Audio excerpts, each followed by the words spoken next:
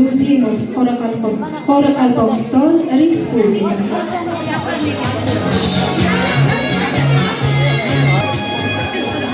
Assalomu alaykum hammaga.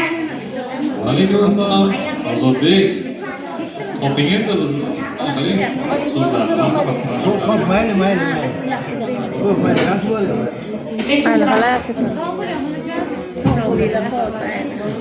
Har bir ishga mashq kerakdir. Zarur o'quv, boshliq. Bilar bilmas ish tutganga hech gap emas, boshliq. Bir daqiqa ketdi.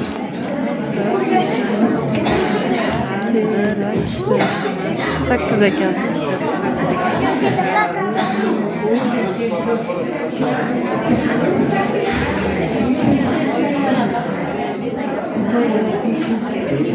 To'rt bo'g'inli so'z kerak. Birinchisi. Keyingisiga unga ham to'rt bo'g'inli. Har bir ishga mashq kerak.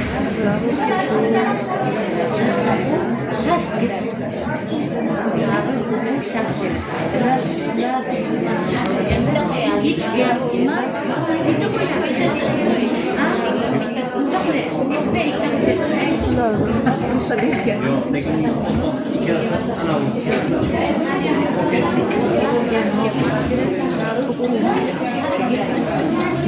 Sakkiz yetdimikin ha? Hech gap emas. Bilar bilmas Vaqt tugadi. Marhamat she'rni bering. Har bir ishga mashq kerakdir. Zarur o'quv, takrorlov, bilar bilmas ish tutganga hech gap emas.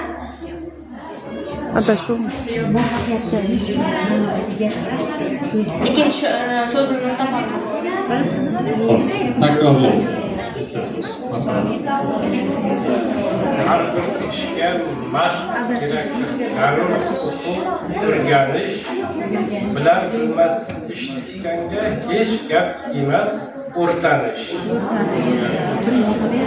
Saqlaymiz 2 daqiqa marhamat.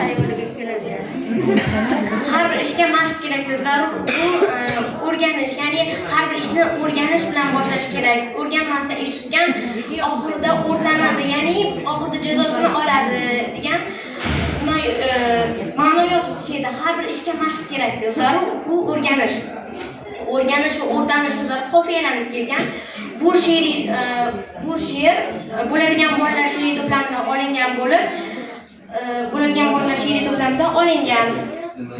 o'rganish o'rtanish so'zlari qofiyadosh barmoq vaznida yozilgan hisoblanadi. Har bir ishga mashq kerakdir.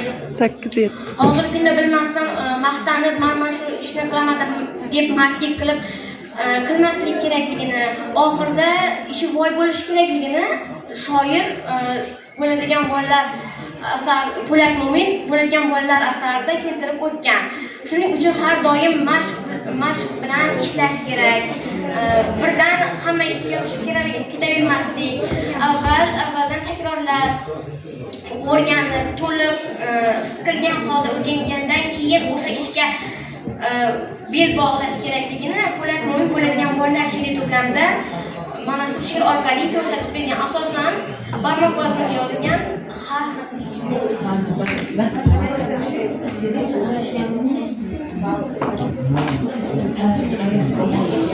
Hali vaqtingiz bor. 8-7. birinchi qatorda 8 ta bo'g'in zarur o'rganish. 7. Asarni mohiyati shunaqa. O'rganish kerakligi. Qo'shma bo'g'in. Bo'lajak jurnalist uchun bu kam. Gapiring vaqt bor.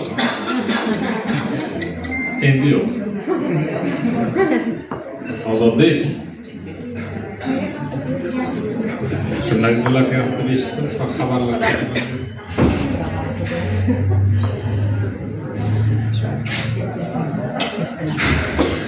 She'riyatga o'zi qiziqasizmi?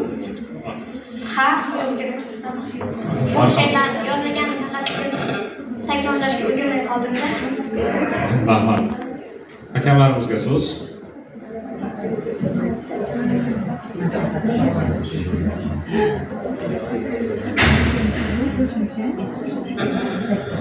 Rozimov Ozodbekka javoblarini eshitdik. She'rga sal-pal qiziqasizmi, to'liq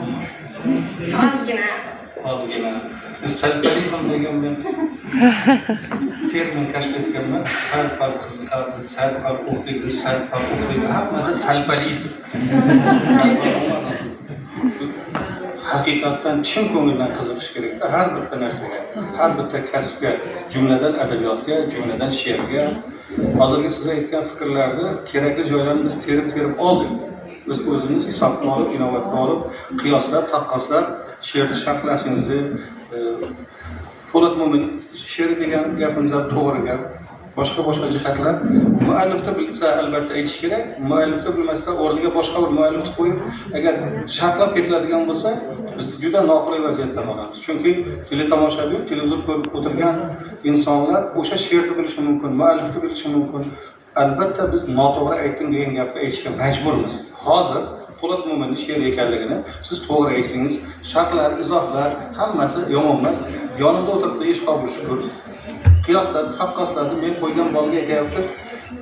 Domla salgina imkon bo'lsa qo'shib qo'ying. Men qo'shib qo'ydim. 35 bor qo'ydim. 35 bor. 35. 35. Demak, javob bahomuz 35. Assalomu alaykum.